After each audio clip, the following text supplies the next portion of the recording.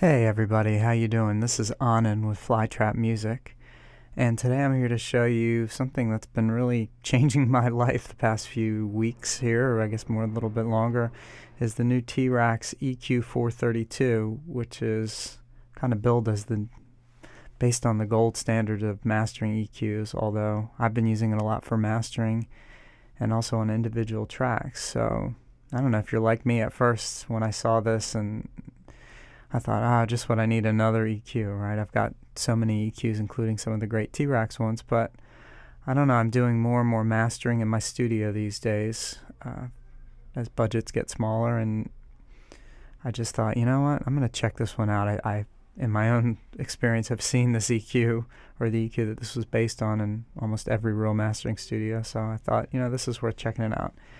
And I have to say that I'm pleasantly surprised. So here's the EQ. On first look, it's, it looks cool. It looks like an EQ, right? There's 3 bands, high, mid, and low. And for anybody who has been in mastering sessions, I think what you know is that a half a dB here boost, a half a dB cut there. I mean, guys that really know what they're doing and have those ears and also have the tools, those little differences make a big, those little changes make a big difference. And what I've been finding with this EQ and playing with it is that I'm able to do those things. So I'll just give you a quick walkthrough of the controls. I mean, you've got these bands, and like I said about that precision fine tuning, I have lots of EQs, and I work in Logic. I love the Logic EQs with the analyzers, but the level of precision that you can get with the 432 it's just unlike any EQ that I have or have used in the past. You've got shapes for each of the bands, and here's your gain, so you can boost or cut, and you can toggle the EQ on or off. And I'm going to get in and show you this with a mix that I'm working on now, but I just thought I'd walk you through the controls first. And then you've got your shelves and low pass filters. So nothing groundbreaking in terms of how it's laid out, but probably the most important thing, or the most amazing thing that I found, is just that precision. So here's a track that I've been working on. This is going to a film and TV project. It's something that I worked on, and but there's really no inherent problem. Sometimes you get a mix from somebody, but it could always be better. So let's say maybe we just wanted to brighten that up a little bit. Maybe in the 12K. Yeah. So it's so precise. If you want to adjust the shape, I think maybe we'll cut a little bit in the middle. See what that does. And maybe we want to boost a little bottom, so we'll give it a little high shelf. Now all of a sudden, that's sounding a lot better, right? There's a sparkle on top. Sounds a little clearer in the middle, and then the bass is pumping a little more. And that's just in a few seconds of work. I mean, taking the time to work on this and really fine-tune your mastering project could help a lot. Now, the other thing that I'm noticing, and as with all of the T-Rax stuff, is you get some pretty great presets. So sometimes just, I don't know, I hardly ever actually use the presets exactly, but one thing I like to do is just see what the settings look like when I want to add to open it up. So looks like they've boosted a lot of 4K and a little bit of 8. So let's just hear that.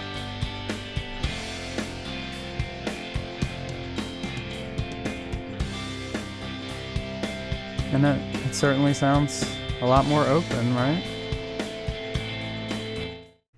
Okay, and the other thing that I've really noticed the more I play around with this EQ is how natural and, I guess, musical. You hear people say, oh, that EQ's musical, and you think, what the heck are they talking about? But I think the more I've played with this, to me what that means is that it's just when you can really push it and it doesn't overhype or sound I don't know, unnatural.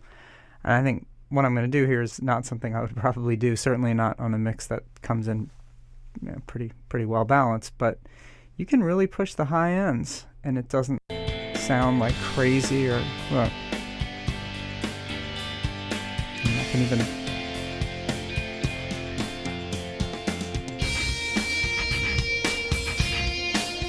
I'm boosting that 10 dB.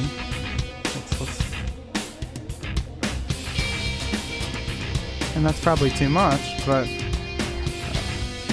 it doesn't sound ridiculous. So I feel like when you're mastering, you never want to be doing surgery. You're hopefully only doing enhancements, but with this EQ, you certainly can push things more than you probably would expect, and that has definitely helped for using this on individual parts or like a drum group or something. So I'm going to show you one more thing, and then we're going to take a look at how it can be used on individual tracks. But this is not only unique to the 432, but something that is one of my favorite things about the T-Rack stuff, and that's, so I figured it would be a good time to explain, is just how you can use T-Rack, the EQs to process not only left-right, but also mid or side. So a trick that I like to do is to be able to process the sides of a mix to brighten up.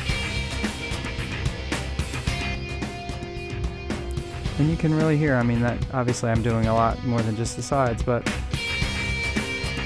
that's helping that acoustic guitar on the left to really pop out. It's just, especially when you're starting to shape a mix and taking the time, being able to treat the sides in a different way certainly helps. So 432 on a mix in the mastering process on the mix bus works incredibly well. Let's also take a quick look to see how it works on some individual tracks, because it's pretty great there as well. Okay, so what does this magical 432 sound like on individual tracks? Or I'm actually going to show you on group tracks, but it sounds pretty awesome. So let's check it out. Here's that same song. Here's the session. Yeah, so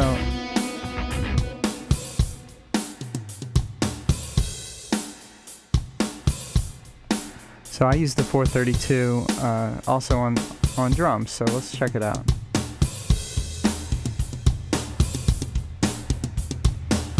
And yeah, they sound pretty good. This is kind of like an old school pop metal kind of track, so it's lots of reverb and they're bright, but if you want to turn that off, it definitely sounds a little flat, a little thuddy, but I'm giving it some top end.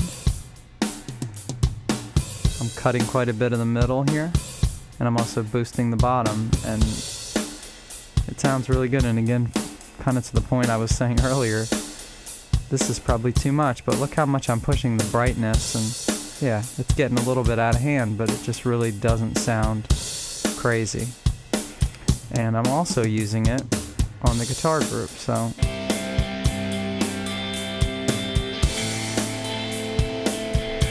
and on this one I just for the sake of it, I just used their preset called Polish. So why don't we show you what was happening before and after.